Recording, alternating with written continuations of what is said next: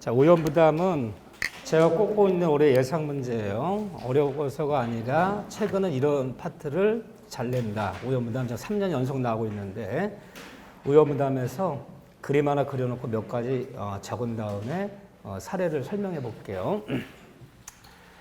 자, 오염부담이란 말은 일단은 건물 매매 계약이 성립했다. 갑자기 이 건물을 4월 27일 날 5억에 사업 팔기로 하자 매매 계약이 성립이 되었다. 성립된 후에 그 이행기 전에 이행기란 말이 항상 뭐죠? 잔금 치른 날을 이행기라 불러요. 그래서 이날 계약금 5천만 원 치르고 나머지 잔금은 4, 5천만 원은 이날 치르기로 하자. 관행에 쫓아서 5월 27일 치르기로 하자. 법률 성립한 후에, 계약 성립한 후에 이행기 도래 전에 이 매매한 목적물이 전부 화재로 소실되었다. 예를 들면 5월 15일 날 화재가 나와서 모두 소실되었다. 우리는 이런 불능을 무슨 불능이라 불러요? 후발적 불능. 계약 성립 당시에는 이행이 가능했으나 성립한 후에 이행이 불가해졌더라. 후발적 불능이라 불러요. 그러면 이 후발적 불능인 이 건물 매매 계약 자체는 후발적 불능 계약 자체는 유효다, 무효다. 계약 자체는 유효하다. 원시적 불능은 무효이나 후발적 불능은 유효하다. 계약 자체는 유효한데 그런데 왜 화재가 나서 왜 후발적 불능이 됐는가? 왜 건물이 멸실되었는가? 목적물이 왜 이행이 불가해졌는가? 후발적 불능인데 원인을 따져야 돼요. 계약 자체 유효한데 막상 그 이행기 5월 27일 날 매도인은 건물을 명도할래 명도할 수가 없어요. 계약 자체 유효한데 이행할래 이행할 수 없어요. 그럼 이런 일이 왜 생겼는가? 원시적 불능 원인을 따지잖아요.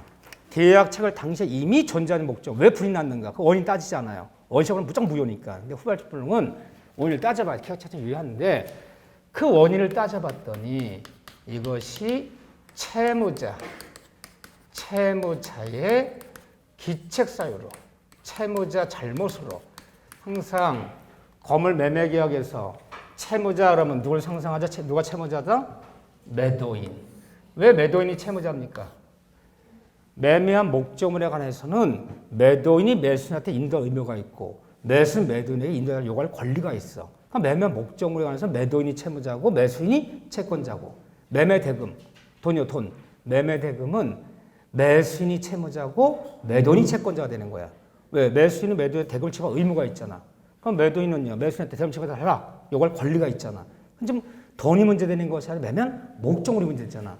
그러니까 매매 목적물에서 채무자는 매도인이야. 그러니까 쉽게 얘기해서 왜 불났는가? 이것이 매도인의 잘못으로 불이 났다면 잔금 받기 열흘 전날 매도인이 불을 잘못 따라갖고 화재를 내버려 지 잘못으로. 그러면 계약 유효한데 지 잘못으로 이런 일이 생겼다면 이행할래 이행할 수 없잖아. 이때는 우리는 뭐의 문제 넘어간다. 이행 불능에 이행이 불가능해요. 이행 불능에 따른 채무 불이행 책임 문제. 계약 위반을 채무 불이행이라 부르는 거야. 지 잘못 불을 냈다면 이행 불능에 쫓은 채무 불이행 책임을 져야 돼. 이 책임을 져야 되는 거야. 이행할래 이행할 수 없잖아. 지 잘못으로. 그러면 지 잘못으로 불을 냈다면 매도인 잘못으로 이행 불능에 따른 채무불이행 책임 진다면 정확히 어떤 책임 지는 거냐. 그러니까 여러분들이 만약 매수는 을이라면 매도인 갑한테 뭘 물을 거예요. 네가 네 잘못으로 잔급치 열흘 전날 불 내지 않았느냐. 또 그런 건 이행할래 이행할 수 없게 만들었잖아요. 계약 유효한데 이행을 못 하잖아요. 그럼 매도인 뭘 묻는 거예요. 이행 불능에 따른 계약의 해제권을 일단 행사를 해제한다. 해제를 해야죠. 해제는 뭐가 있나요? 원상회복. 이행 지체, 이행 불능, 불완전 이행. 계약은 유효한데 이행을 지체해요. 이행이 불가능해요. 불완전 이행하면 계약의 해제 사유자 해제. 해제해서 내가 치렀던 계약금 같은 거 원상 회복 받은 다음에 플러스 근데 뭘 들어갔냐? 손해배상 청구 들어가야죠. 계약은 유효한데 이행을 못하고 있잖아요. 해제 플러스 손해배상 청구. 이 문제를 넘어가는 거야. 이 단어들을 잘 기억해 주셔야 돼. 요 문제를 넘어가는 거고 채무자 기책사유 없이 얘 잘못 없이 이런 일이 벌어졌더라. 그러면 얘 잘못 없다는 얘기는 어떻게 벌어진 거예요? 천재지변. 열흘 전날 벼락 맞아 벼락. 지진 나서 무너져 지진 나서 또는 제3자의 과실. 이건 매도인 잘못이 아니에요. 옆집에서 불을 내서 불이 나서 빌라 펜션 하나 연립을 매매했는데 옆집 불을 내는 불이 옮겨 붙었어요. 그건 매도인 잘못이 아니잖아. 3자 잘못으로 천재지변 이런 일이 벌어지면 채무자 기사 없이 이런 일이 벌어지면 우리는 뭐의 문제 넘어간다? 우형 부담 문제로 넘어간다. 그럼 후발적 불능을 그 원인을 따라서 얘 잘못이 있었다면 이행불능에 따른 채굴행 책임. 얘 잘못 없이 이런 일이 벌어지면 우리 우형 부담 문제로 넘어간다. 우형 부담이라는 얘기는 모든 손해를 누가 감수할 것이냐.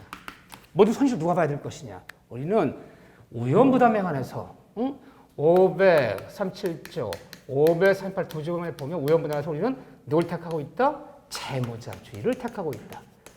채무자주의를 택하고 있다. 강행규정, 임의규정. 임의규정. 아무런 말이 없을 때는 모든 손실 다 누가 져라? 채무자가 져라. 채무자가 누구예요? 매도인. 매도인이 모든 손해를 지고 끝내야죠. 우리는 매도인을 택하고 있죠. 이렇게요. 자, 이 얘기인데.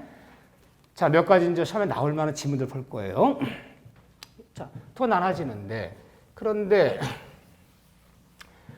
이 우형부담은 후발적 불능에 대해서 생기는 문제지만 정확히는 쌍무계약에서 문제 벌어지는 거야. 쌍무계약에서. 편무계약에서는 우형부담 문제 벌어지지 않고 이거 쌍무계약의 문제. 편무에서는 우형부담 문제 벌어지지 않고 쌍무의 문제인데 쌍무계약에서 우리가 우형부담을 뭐라 부르는 거냐. 용어를 쓸 줄 알아야 돼요. 쌍무계약에서 우형부담 문제를 전속상해 이렇게 불러요. 좀 전에 동시학명권 쌍무에서 이행상의 견연성 같이 이행하자. 이 우형부담은 쌍무계약에서 전속상의 견연성이라 불러요. 그들은 용어를 쓰니까 다른 말로 소멸상의 견연성이라 불러. 소멸상의. 이 쌍무계약은 쌍방 의무를 부담한 계약은 세상을 살아 공평을 위해서 각자들의 채권점의 성립, 이행, 소멸이 운명을 같이 한다. 소멸상의 견연성이라 불러요.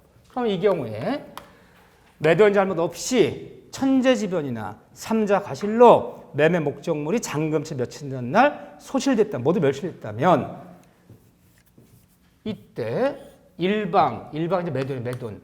그럼 매도인은 이 경우에 천재지변 좀 이렇게 없어진 거예요. 아까 매도인 잘못 없어요. 그럼 매도인은 매수인에게 목적물 매매 목적물 이날 5월 27일 날 목적물 인도 의무가 있는 거예요? 없어지는 거예요? 얘 잘못 아니잖아요. 천재지변을 벼락맞아 불나는 집을 어떻게 넘기라는 거야? 옆집 불내서 불이 옮겨 붙었는데 매도인 잘못이 아니잖아. 그럼 매도인은 5월 27일 날 매수인에게 목적 인도 의무가 없어지는 거예요. 없어지면 타방 매수인의 대금 지급 의무는 어떻게 되는 거예요? 함께 소멸되는 거예요. 말로 쓸 줄 알아야 돼. 그래서 천재지변 등으로 인해 벌어지면 일방의 채무가 소멸하면 다방의 채무도 함께 소멸되기 때문에 매도인이 매수인에게 목적 의무가 소멸하면 매수인도 대금 지급 함께 소멸된다. 일방의 채무 소멸하면 타방의 채무도 함께 소멸된다. 이게 좀 공평하다는 거야. 이렇게 표현하는 거죠. 이렇게. 그런데 자, 우형부담 문제 풀 때 우리가 이제 주의해야 될 게 몇 가지 있어요. 단어 중에. 일단 우형부담 문제에서 쌍방의 잘못 없이 천재지변 등으로 이런 일이 벌어졌을 때 우형부담 문제에서 일단은 부당이득 반환 문제는 이 문제는 벌어진다 안 벌어진다? 벌어져요. 어떻게 벌어져요? 받았던 계약은 5천만 원, 5천만 원은 돌려줘야지. 5천만 원은 돌려줘야지. 매도인이 매수 돌려줘야 받은 것은 돌려주는데 받은 데로만 돌려줘요? 배액을 상환해야 돼요. 받은 데로만. 이거 매도인 잘못이 아니에요. 그래 배액 상환은 매도인 지 잘못 계약 위반했을 때는 배액 상환 요구할 수 있는 거지만 매도인 잘못이 아니라 받은 데로만 돌려주고 부담반환 하고 받은 돈은 돌려주고. 두 번째, 이때 누구한테 계약을 해제한다.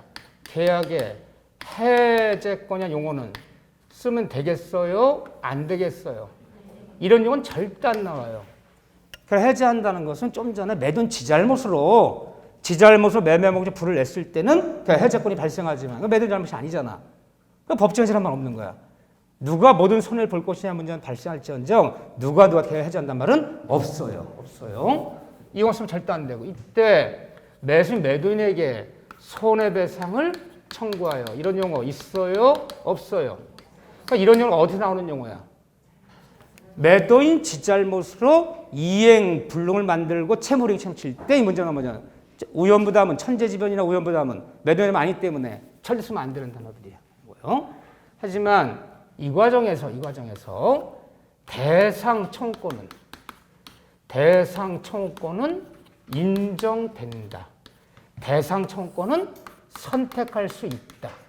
이 단어는 맞는 지문, 틀리는 지문, 맞는 지문. 이거 쓰는 용어들이 중요해요. 대상 청구권. 자, 교재 어딨냐?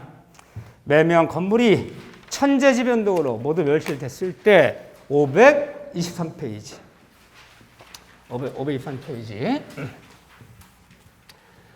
근데 만약에 이런 문제가 건물 같은 경우는 좀 뭐 화재봉급이 나오더라. 매매한 토지에 화재봉급이 나오고 이 매매한 건물의 가치보다 화재봉급이 더 나온다. 이건 약간 좀 드문 예고 토지 매매할 수도 있는 일이 벌어지는 거예요.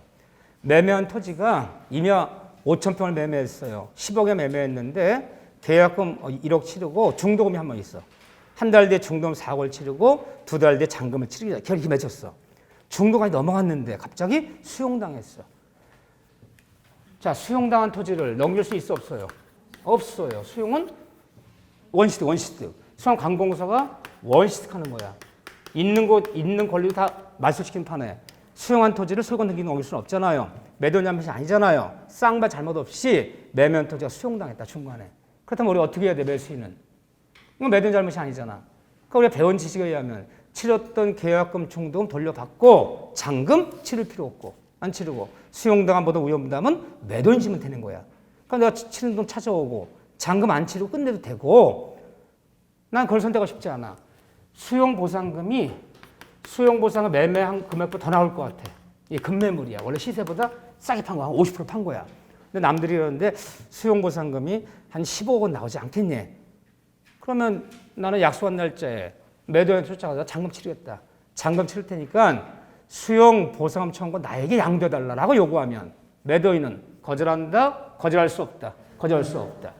이걸 선택이 된다는 거야. 응? 그래서 수용보상금. 나는 잔금 치를 테니까 수용보상금 청구권을 매수인 나에게 양도하라라고 요구하면 잔금 치르면서 매도인은 거절할 수 없다. 이걸 선택이 된다. 얘기하는 거죠 지금요.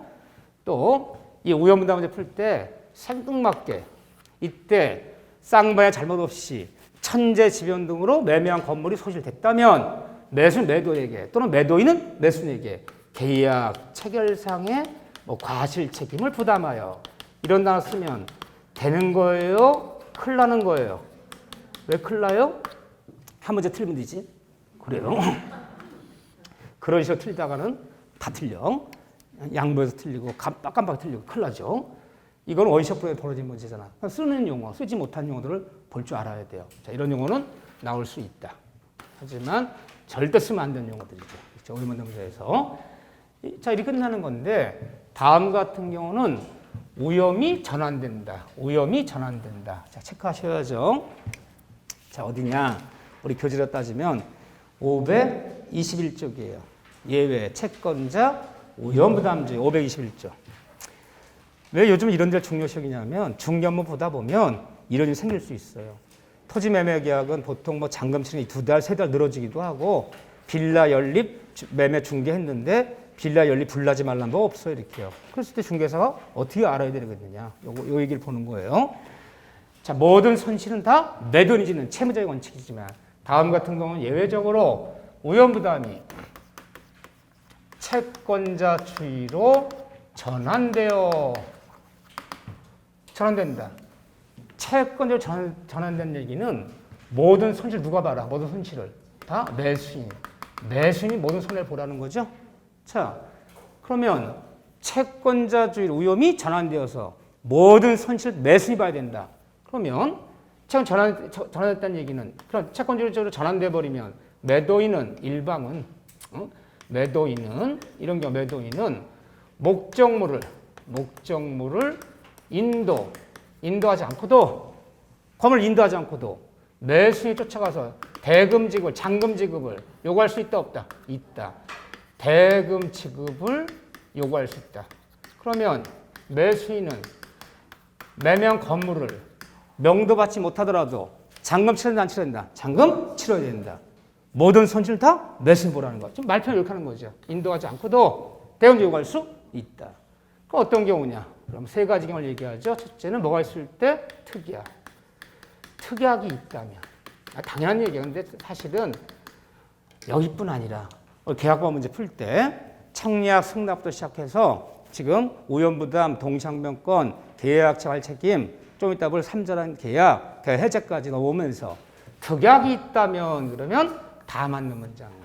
다 무슨 규정? 임의 규정. 계약서 쓰면서 계약서 말미에 매매 목적물 명도시까지, 인도시까지 모든 우연부담은 채권자가 지기로 한다 라고 써버렸어. 그런데 3일 전날 지진 나서 무너졌어요. 잔금 치러야 안 치러야 돼요? 치러야 돼요. 뭐라 썼어요? 채권자가 지기로 한다 라고 썼잖아요. 그러면 특약이 있다면 전환이 되어서 이때는 목적 명도하지 않고도 잔금을 요구할 수 있다.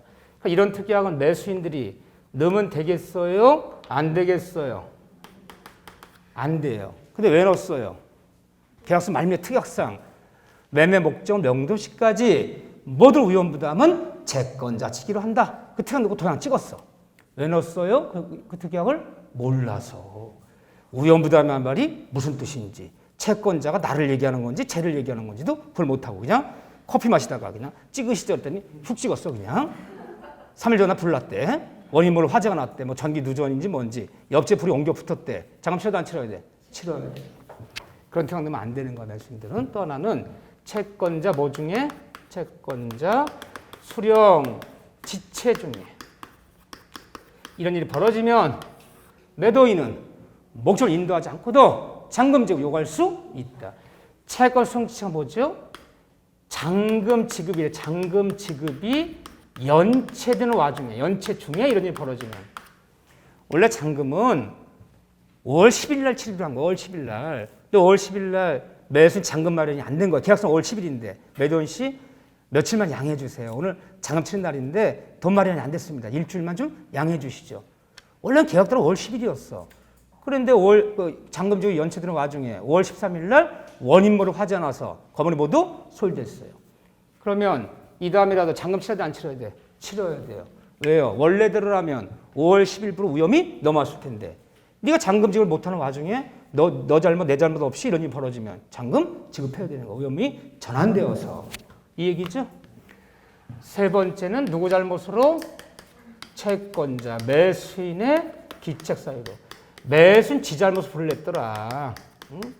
잔금 치기 전에 미리 수리 좀 하고 들어온다고 매도인한테 양해를 구했어요. 매도인 씨 공실이니까 잔금은 내가 이날 치를 테니까 5월 27일 치를 테니까 미리 양해 좀 해주세요. 뭐 싱크대도 고치고 도배도 하고 장판도 하고 이러다가 불사 지르고 왔어. 그러면 불사 지르고 왔어. 아주 미리 수리하고 들어온다고 하다가 그럼 잔금 치러야 돼 안 치러야 돼? 치러야죠. 이 세 가지는 위험이 전환되어서 목적을 인도받지 않아도 잔금 지급해야 된다. 위험이 전환했다는 거 전환했다. 세 가지 경우. 아무 얘기도 아니에요. 그렇지만 사실상 우리가 알아야 되는 것들이라 묻는 거예요. 이렇게요. 자, 그런 얘기고 뭐 어려운 게 있어야지 뭐 인상을 쓰지. 인상 쓸 것도 없어요. 여기는. 다만 이 우연부담 문제는 항상 우연부담 문제는 특정물 매매. 이 특정물 매매에서 이 문제가 벌어지는 거지 불특정물 매매에서는 우연부담 말은 없는 거예요. 특정물 매매에서만. 그러면 특정물 매매란 말이 뭐냐면요. 매매한 그 물건이 없으면 다른 물건 대신 줄 수 없는 매매. 물건 못 바꿔주는 매매. 이 건물 안 되니까 저 건물 대신 주면 안 될까? 건물은 못 바꿔줘요. 이 땅 안 돼. 이 땅 수용당했어. 이 땅 안 돼. 저 땅 대신 줄게. 부동산 대신 주는 게 없어요. 그런 특정물 매매. 특정물 매매란 그 물건이 안 되면 다른 물건 대신 줄 수 없는 매매. 여기서 우연부담 문제 되는 거지. 불특정 매매에서는 우연부담의 말은 없어요. 불특정물이 뭐냐면요. 같은 종류, 같은 품질 주문되는 매매에서는 이런 문제 없는 거야. 자, 보세요. 내가 현대자동차에 새로 나온 차, 뭐 흰색, 에어백 8개 달고, 뭐 어찌어찌 옵션 뭐 달아서 주문했어. 얼마에? 자, 인도하는 날, 울산 공장에서 싣고 오다가 그 차가 사고 나다 전복돼서 다 부서졌어. 그럼 우연부담이에요? 다시 똑같은 품질, 똑같은 모델, 똑같은 색상 다시 주문될 거 아니야, 거기서 매도인 측에서. 거기 우연부담하면 안 벌어지는 거야. 그러니까 특정을 매매, 그 물건이 안 되면 다른 거 대신 못 주는 매매에서만 이 우연부담이 벌어지지. 불특정 매매에서는 우연부담 문제 벌어지지 않는다. 대신 주문될 거 아니야, 같은 모델로. 여기서만 이 문제가 되는 거예요. 요거 하나 기억하시고 여기서 문제가 안 된다. 자, 완벽해요. 여기는 뭐 나올 것도 없어. 좀 맨날 3년 연속중 나오고 있어 지금요. 자, 문제는 삼자랑 계약이죠. 삼자랑 계약 은근히 까다로워요. 용어들이 까다롭고 다른 것들이 합쳐지니까 다시 한번 찬찬히 그림 그려가면서 보자고요. 그렇지만 삼자랑 계약에서도 정답이다 오답이는 어디가 치고 있느냐. 한 문제 나와도 두 문제는 안 나오니까 어디라 해서 제가 제일 중요한 데가 527쪽, 이거 27쪽. 3번에 제3자의 맨 밑에 있어요. 527페이지에 수익의 의사표시. 별표 몇 개? 3개. 모든 기출문제의 정답 오답은 여기가 지고 있어, 거의. 한 10년치 놓고 오면 거의 뭐 여기가 쏟아지는 거야. 여기가 가장 중요하고 나머지는 좀 용어 정도 알아야 되는데 다시 한번 그림 그려서 몇 가지 얘기 보자고요. 수익, 3자를 중심으로 보자고요. 자, 3자라는 계약에서는 등장인물이 몇 명이 등장한다? 3명이 등장한다. 그런데 이제 여러분들이 아직 뭐 우리가 문제 풀이 안 들어갔지만 명신탁 문제를 풀 때, 3자라는 계약 문제를 풀 때, 대리 문제 풀 때는 항상 시험지 옆에다 그림을 그려야 돼. 갑을병 그려놔야 돼. 어떤 때는 을이 본인이 되기도 하고, 갑이 대리인이 되기도 하고, 또 어떤 때는 뭐 병이 요약자가 되기도 하고, 낙약자가 을이 되기도 하고, 막 그렇다고요. 근데 이제 하도 맨날 갑을병, 이게 맨날 그림이니까 갑은 요약자요, 을은 수익자요, 낙약자요, 병은 수익자다. 본인은 갑이고, 대리는 을이고, 상대편. 보통 이런 식으로 많이 맨날 그림을 그렸잖아요. 이게 하도 이제 이내 박여갖고, 시험장 가면요, 갑 그럼 본인인 줄 알아. 무조건. 이런 경우가 있어. 그 전에 제가 항의를 받았어요, 한번. 선생님 때문에 한 문제 틀렸대. 그래서 한 문제 모자르대, 지금 1차가. 왜 그랬더니, 왜 수업 시간에 맨날 대리 그릴 때 본인은 갑이요, 대리는 을이요, 상대 병이 을이하고 자기는 갑이 본인인 줄 알았대. 근데 나중에 봤더니 갑이 본인이 아니라 대리인이야? 그래 틀렸다가 헷갈려서. 별 억울한 일을 다 당해, 내가. 내가 별일 다 당해. 끝나고 나면 다 선생 탓이야. 아니, 근데 시험장 가면 그래요, 심리가. 갑을병 틀릴까봐. 사람 신중해야 되잖아. 갑이 누구지? 또 찾아봐. 을이 누구지? 자꾸 그거 찾아보냐고 시간이 더 걸려. 그림 그리셔. 무조건 명시탁 문제 나오거나, 삼자랑 계약 문제 나오거나, 대리 문제 나오면 갑을병 그려놔야 돼. 그래서 서로 짚어가면서 봐야 돼, 짚어가면서. 그래야지 심적 안정이 되지. 눈을 쑥쑥 보면 실수할 것 같아, 괜히. 그렇단 말이에요. 그래서 항상 그림을 그려야 됩니다. 요약자. 나 그래 시험 보는 날 학원에 절대 없어요. 이 시험 보신 분들이 2차까지 1차만 공부하신 분들도 계시잖아요. 그러면 이제 1차 끝나면 오셔야 되잖아. 나가야 되잖아. 2차 보신 분들은 거기서 더 있다가 2차 끝나야 돼. 막상 딱 나오면요. 휴일 나오면 갈 데가 없어. 싱해. 아까는 11시잖아. 휴일 나오면 갈 데가 없어. 아무도 없어. 길거리 아무도. 보통 그런 날이 뭐 쉬는 날이니까. 토요일 날 이런 날 보니까 집에 혼자 가자니 마음이 허전하고. 시험은 끝났지만 뭐 다른 사람들 시험 보고 있는 사람들도 있고. 그럼 얼른 와요. 학원으로 그죠 와봐요. 한번 괜히. 학원을 시험들이 어떻겠나 학원을 온다고요. 그럼 보통은 학원에 선생들이 계셔야 돼. 근데 왜 선생들이 왜 있어요? 시험지 좀 빨리 받아보려고. 시험지 좀. 왜냐하면 그 시험지 공개는 2차 시험이 시작돼야지 시험지가 공개되고 2차 시험이 끝나야지 가다반이 나오거든. 근데 선생들은 미리미리 보고 싶잖아. 내가 가르치는 나왔나? 올해 좀 시험이 어려웠나? 쉬웠나? 그러면 기다려서 반드시 오게 돼 있어. 몇 분이 더 오셔요. 시험지 주세요. 그러면 또 절대 죽어도 안 줘. 이거 죽어도 안 줘. 달라니까.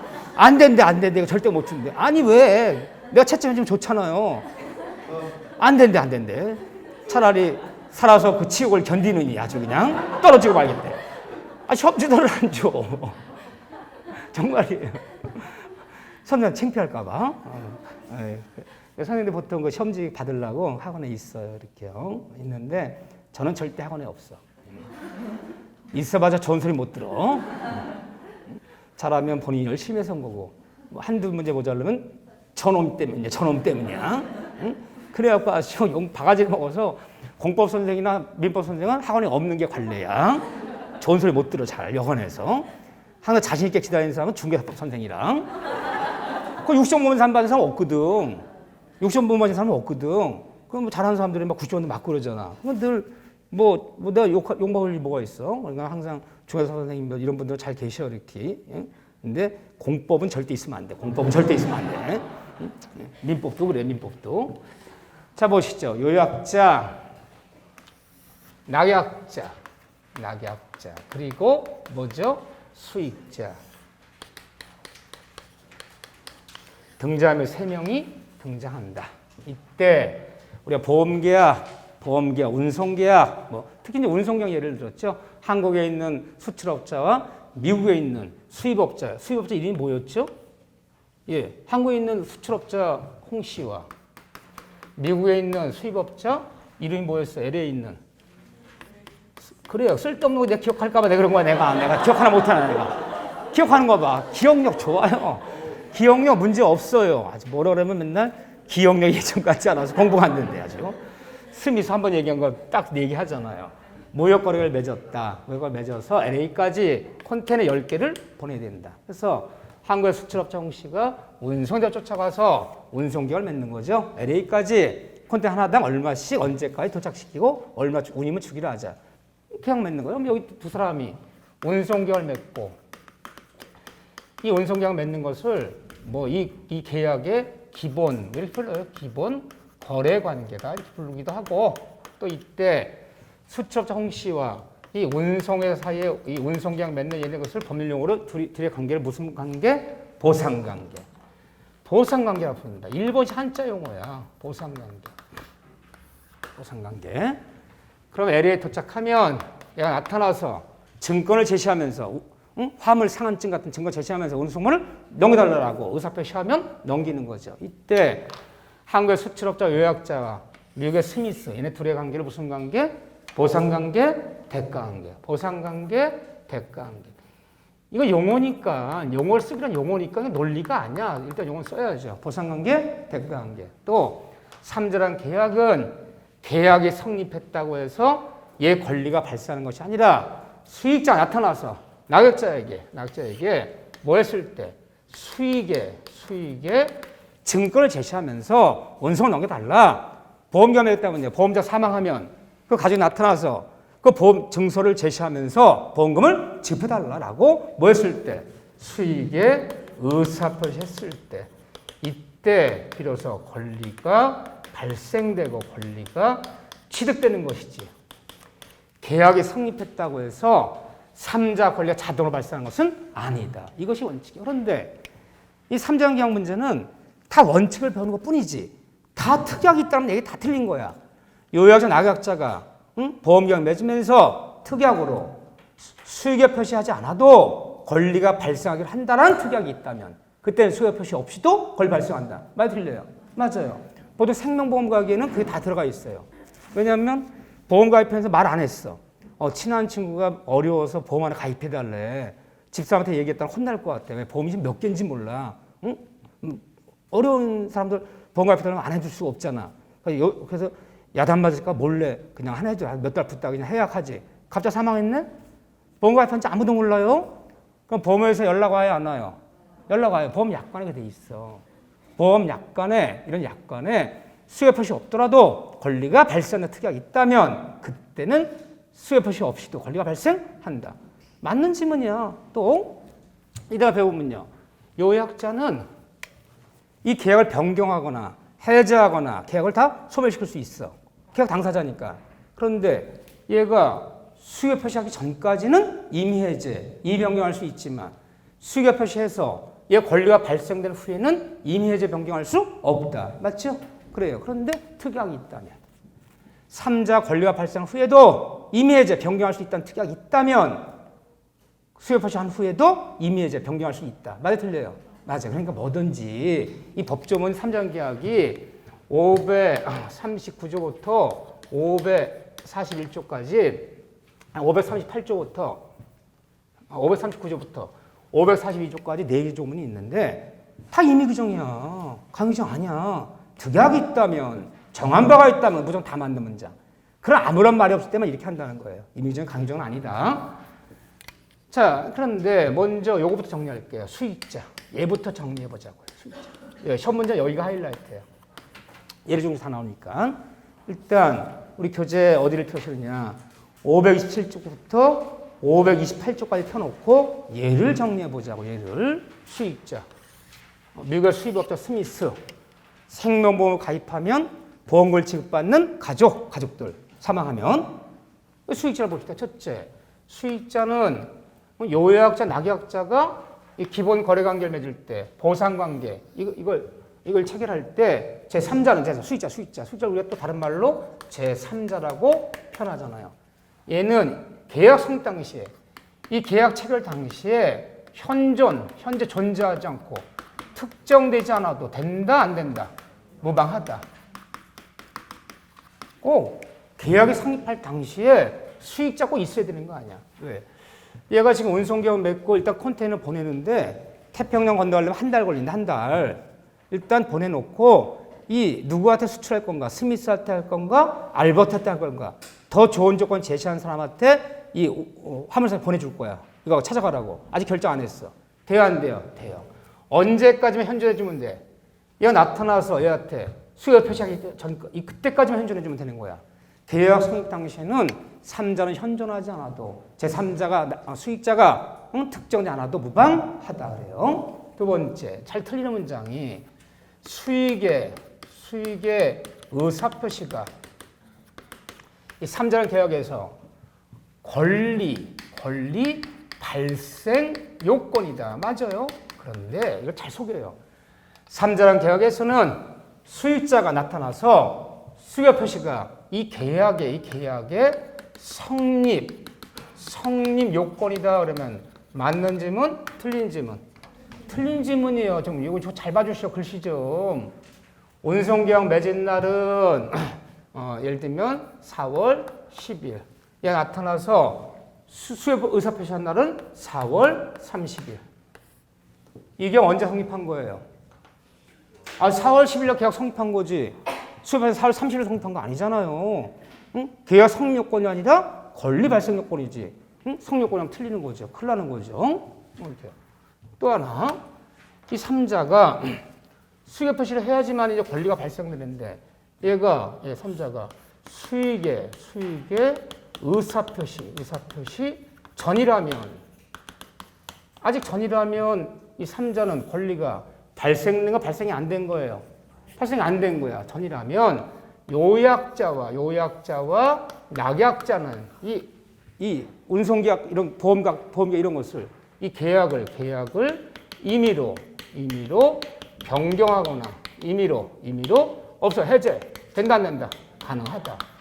뒤집어 얘기하면요 전까지만 임의 해제 변경이 되는 거야. 전까지만. 뒤집어 얘기하면요 수익 표시한 후에는 이제는 여기 낙약자도 임의 해제 변경할 수 있다 없다. 그 전까지만 가능한 것이죠. 전까지만 얘기하죠. 또 수익자는 낙약자에게 수익 표시했어. 의사 표시했다면 권리가 발생되는 거야. 근데 낙약자가 이행을 안 해줘. 수익 표시하면 이행을 해줘야 되는데 이행하지 않는다면 수익자가 낙약자에게 이행 청구 빨리 이행해달라. 빨리 운송물을 넘겨달라. 이행 청구는 있어 없어요? 있어요. 이행 청구는 있어요. 끝까지 이행하지 않는다면 손해배상 청구권 있어 없어요? 있어요. 네가 이행하지 않는 바람에 내 영업 못했어. 손해배상해줘. 수익자 낙약자한테 딱 두 가지 권리밖에 없어. 이행 청구권. 또 하나는 손해배상 청구권. 이 두 가지 권리밖에 없어요.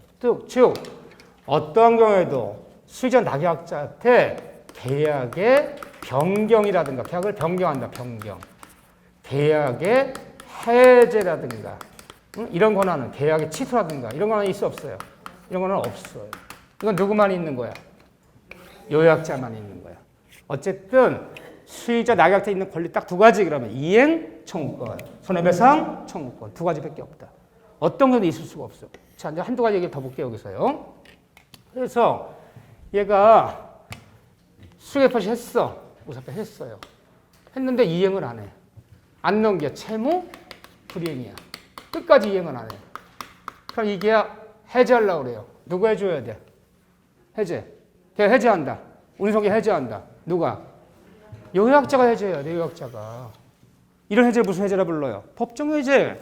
아, 계약을 맺었는데 계약을 위반하고 있어. 이행을 지체하고 있어. 끝까지 이행하잖아. 해제한다. 그러면 요약자 해제되는 거야.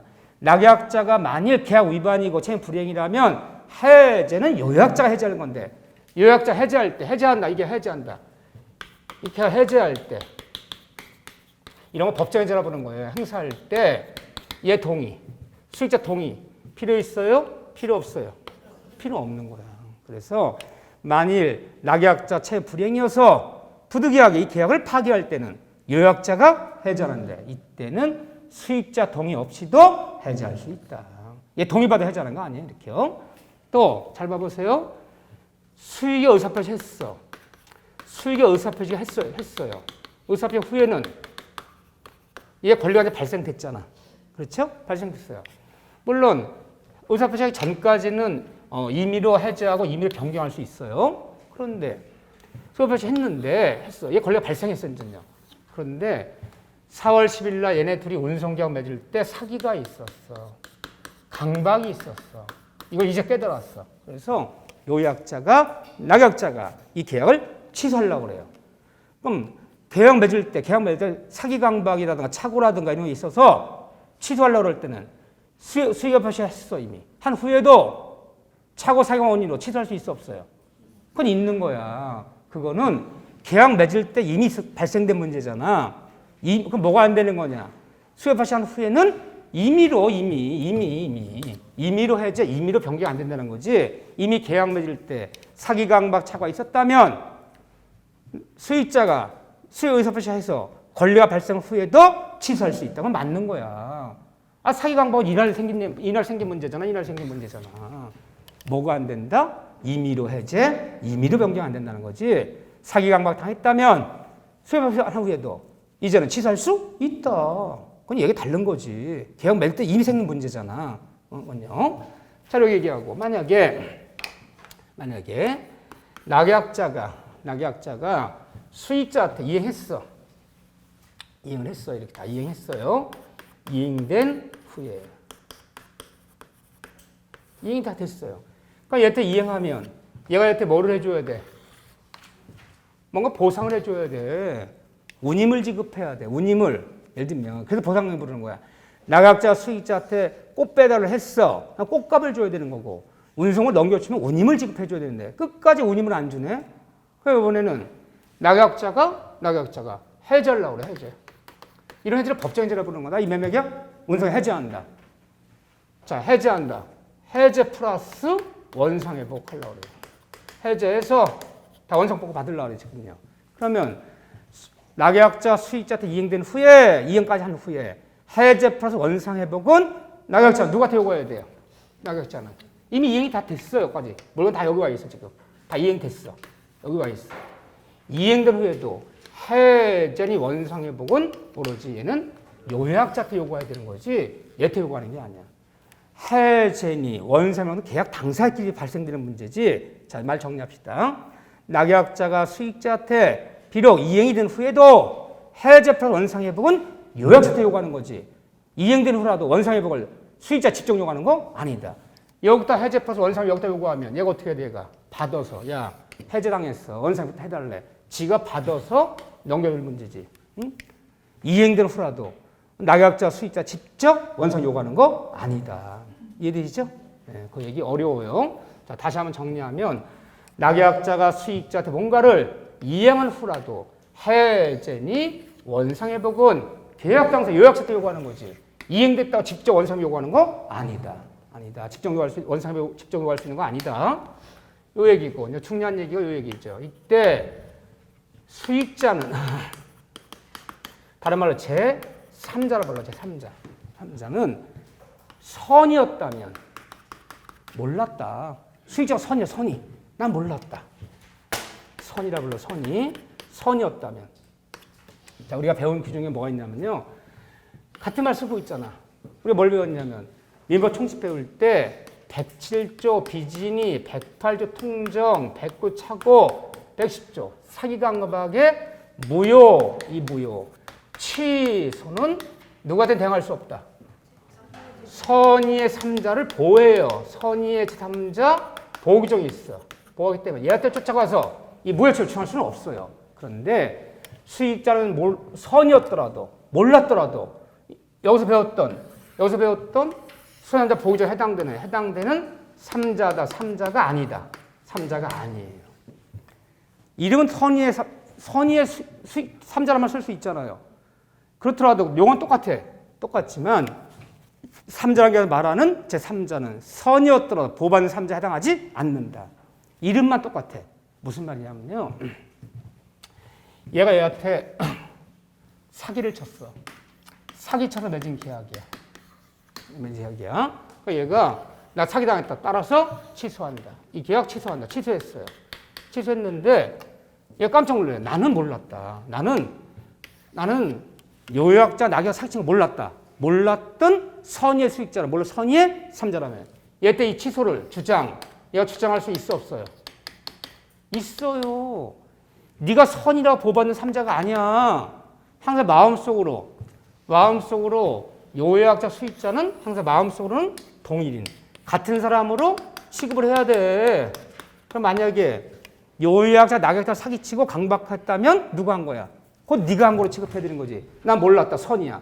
네가 선이라고 해서 보호받는 3자 해당되는 거 아니다. 이름은 똑같아. 선의의 제3자. 그렇지만 이름은 선의의 3자 수익자 3자라 부르잖아. 수익자가 선이었다면 몰랐던 선이었더라도 보호받는 3자에 해당하지 않기 때문에 낙약자는 요약자한테 주장할 수 있는 무효 취소를 가지고 몰랐던 선의의 수익자한테도 무효 취소를 대항 주장할 수 있다 그래야지. 보호받는 3자가 아니다 네가. 이름만 똑같아. 여기서 말하는 이름만 똑같아. 근데 말표현을 할 줄 알아야 돼. 같은 선의의 3자란 말을 쓰더라도 우리가 총칙 배울 때 보호받는 3자 해당되는 3자가 아니다. 따라서 수익자 선이라고 보호받는 거 아니다. 응? 따라서 낙약자는 요약자 때 주장할 수 있는 모든 사실을 가지고 수익자가 몰랐던 선이었더라도 얘한테 주장할 수 있는 모든 사실을 가지고 얘한테 무조건 주장할 수 있다 없다? 있는 거지. 네가 선이라 보호받는 3자가 아니다. 이게 제일 중요한 얘기예요. 그렇죠. 그 얘기가 다 나와 있어요. 여기요. 어렵지 않아. 근데 맨날 이 지문이에요. 이거 제일 중요해요. 네. 여기만 다시 한번 잘 정리하시면 돼요. 이렇게. 그런 다음에 조금 좀 보면 어디를 좀 볼 거냐면 그거 다 그 얘기인데 여기서 이제 대가관계 잘 봐보세요. 두 번째 대가관계 찾아보세요. 처음에 잘 나오는 것이 보상금의 대가관계. 우리 교재 527쪽이에요. 이번에 요약자와 527페이지에 있어요. 527쪽에 요약자와 제3자 사이의 관계, 대가관계, 다른 말로 원인관계 보세요. 여기를 봅시다. 우리 한국의 수출업자와 운송을 넘겨받는 미국의 수입업자, 스미스, 얘네 둘의 관계. 얘네 둘의 관계를 우리는 수출업자와 얘의 관계. 이거를 우리는 대가관계라 불러요. 근데 이 대가관계는 두 사람의 수출업자와 미국 수입업의 스미스 관계는 두 사람의 내부 관계에 불과하기 때문에 이 대가관계에 뭔가 문제. 이 대가관계에 뭔가 하자라든가 뭔가 흠이 생겼어. 예를 들면 자, 태평양 떠가고 있어 지금. 무역 거래계약 맺고 운송계약 맺고 지금 떠가고 있어. 근데 두 사람 사이에 무역 거래계약이 깨져버렸어. 안 팔기로 한다.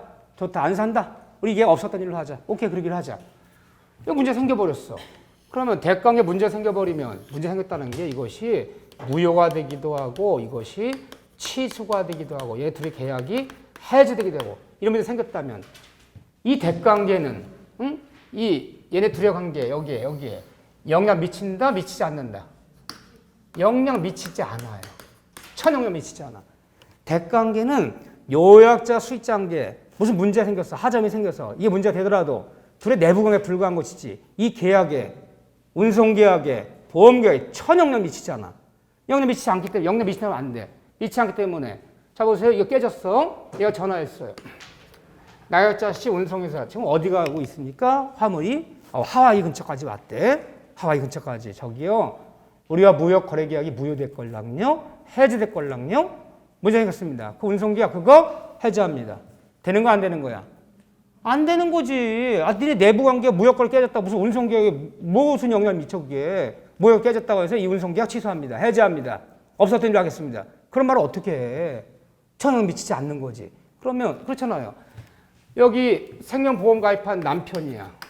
보험금 수령권자를 처라고 정해놔서 처가 수령권자다. 보통 생명보험이 이렇게 사망하면 처가 보험금 수령하기로 하자. 둘이 이혼했어.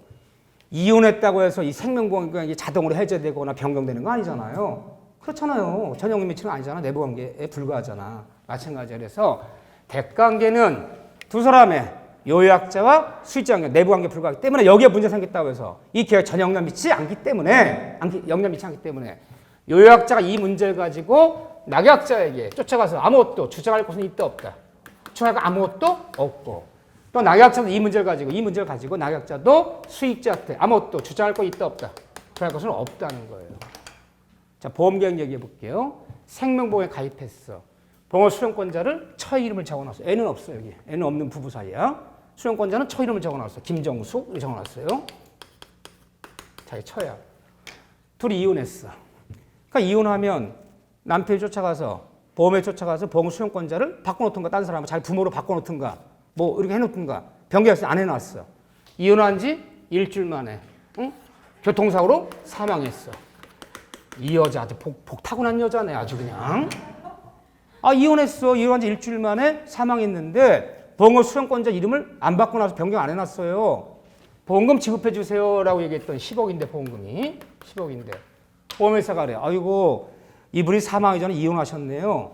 이혼한 전처에게는 보험금 지급 거절합니다. 그 권리 있어 없어요? 없잖아. 아무 영향 안 미치잖아요. 안 바꿔놨으면. 따라서 대관계 문제를 가지고 요약자가 낙약자에게 낙약자가 수익자에게 아무것도 주장할 것은 없다. 전혀 영향 미치지 않는다. 이해되시죠? 네, 그 얘기 정도. 이 정도 봐주시면 돼.